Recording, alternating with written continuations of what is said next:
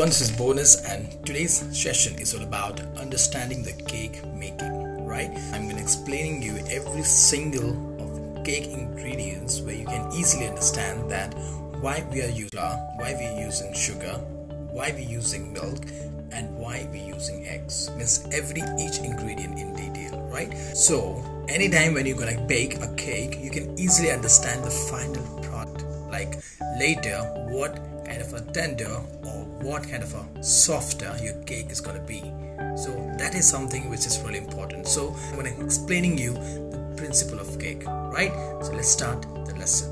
तो पहले यहाँ पे समझेंगे केक क्या होता है, right? What is cake?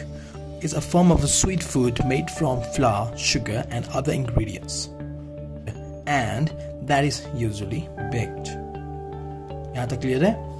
The most commonly used cake ingredients including flour, sugar, egg, butter, or oil or margarine. These are the common ingredients, right, to bake a cake. And leavening agents such as baking soda and baking powder. So ये था cake का definition. ठीक है, cake एक sweet food होता है जो कि फ्लावर, शुगर के इंग्रेडिएंट्स से बनता है, ठीक है, जो नॉर्मली बेक होता है ओवन में.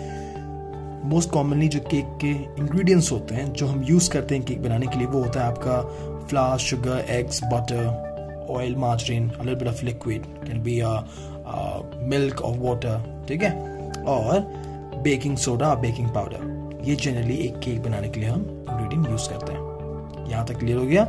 Let's see the next. Here we have the flour provides the structure. Flour जो है वो actually structure देता है. Baking means powder and soda means it helps to gives airness. ठीक है, उसको हल्का बनाता है केक को. क्लियर यहाँ पे? See the next. Eggs binds the ingredients. जितने भी आप ingredients यूज कर रहे हैं केक के लिए, egg जो होता है उससे bind करता है. ठीक है? Then butter and oil which helps to tenderize. Means butter and oil जो आपका है वो tenderize करता है, means काफी smooth करता है. Sugar give sweetness. Already जानते हैं हम लोग इसको कि sugar means all about sweet. Milk and water provides the moisture.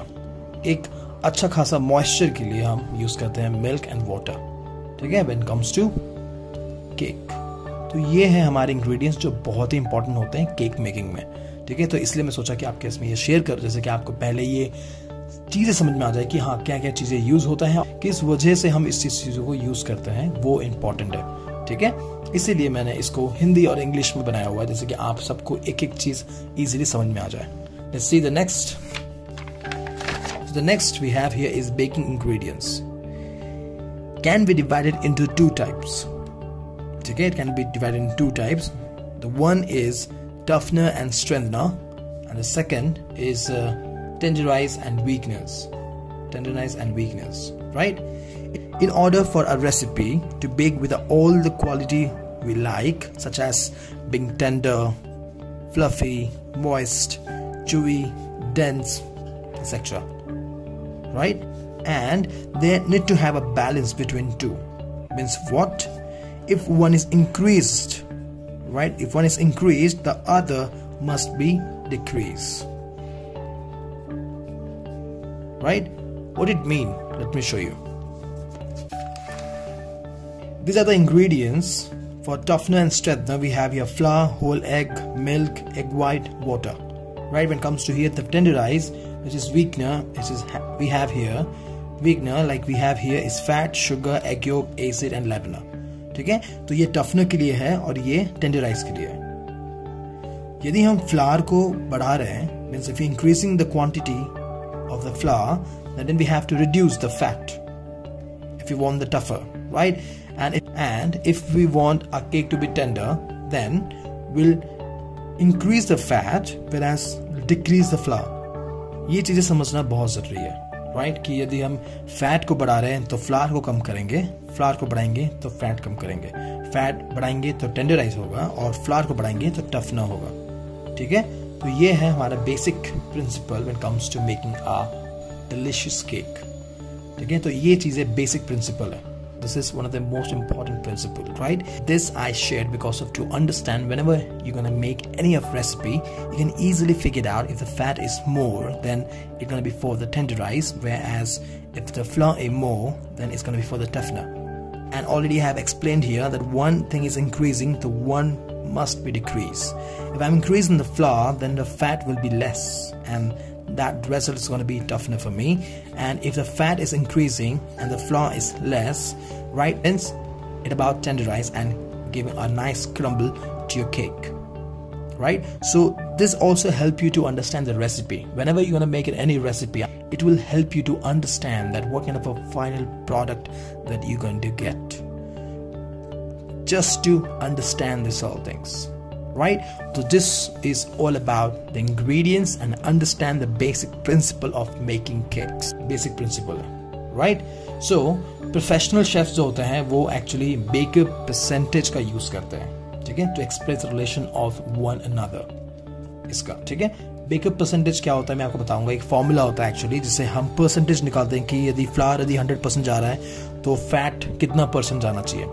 अभी ये यदि ये 100 दे रहे हैं तो यहाँ पे कितना परसेंट होना चाहिए, ठीक है। तो वो बोलते हैं baker percentage. Professional chefs and bakers generally use this formula to relate, or you can say relationship between one another, okay? Let's see the next.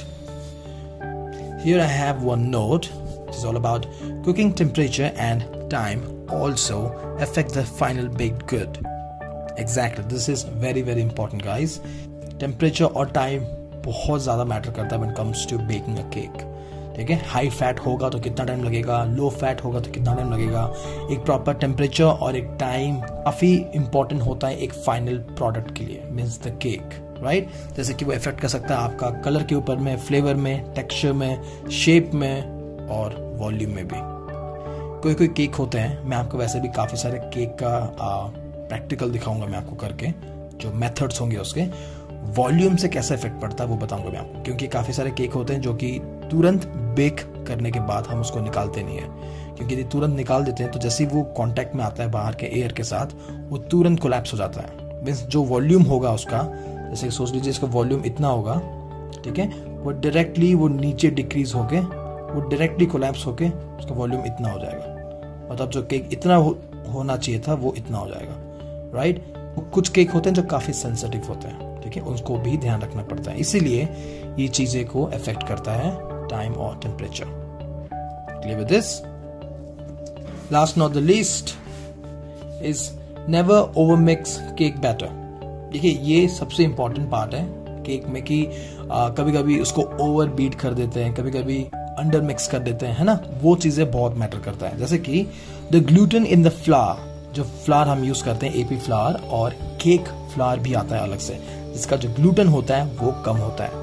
आपने यदि वीडियो देखा होगा टाइप्स ऑफ फ्लावर तो आपको ये इजीली समझ में आएगा कि केक फ्लावर का रेशियो क्या होता है ग्लूटेन का, ठीक है, और केक फ्लावर एपी फ्लावर से डिफरेंस क्या होता है।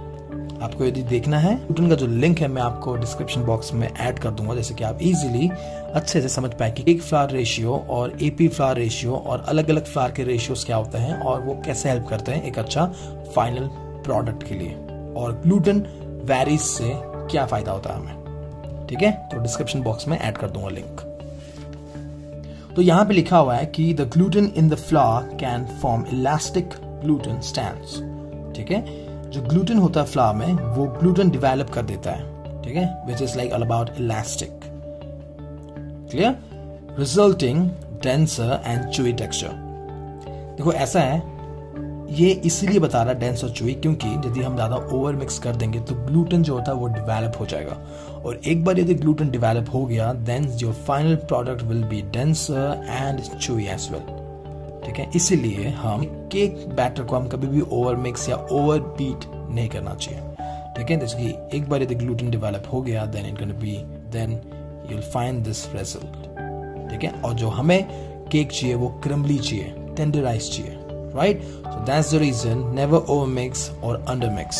एक balance mixing is very important just because of gluten, ठीक है। इसके बाद जब मैं केक क्लासेस स्टार्ट करूंगा तो उसमें मैं आपको अच्छे से समझाऊंगा कि कितना मिक्स करना चाहिए, कितना कम भी नहीं करना चाहिए। ठीक है, एक बैलेंस मिक्स काफी इंपॉर्टेंट होता है। इसका जो नेक्स्ट वीडियो आने वाला है वो होगा आपका केक मिक्सिंग मेथड्स। देखिए ऐसा है कि मैं जानबूझ के धीरे धीरे आपको एक एक चीज समझाऊंगा, जैसे कि आप अच्छे से समझ पाए फ्रॉम द स्क्रैच, क्योंकि केक बेक करना एक आर्ट है।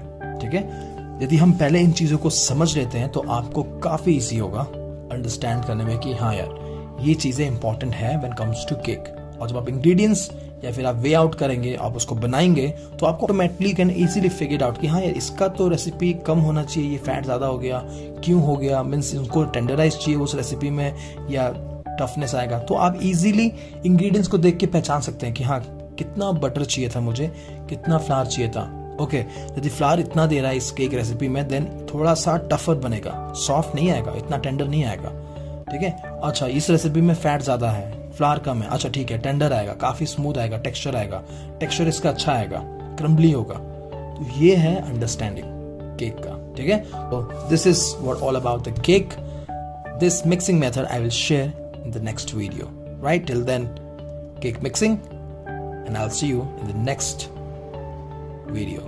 Right? Bye bye.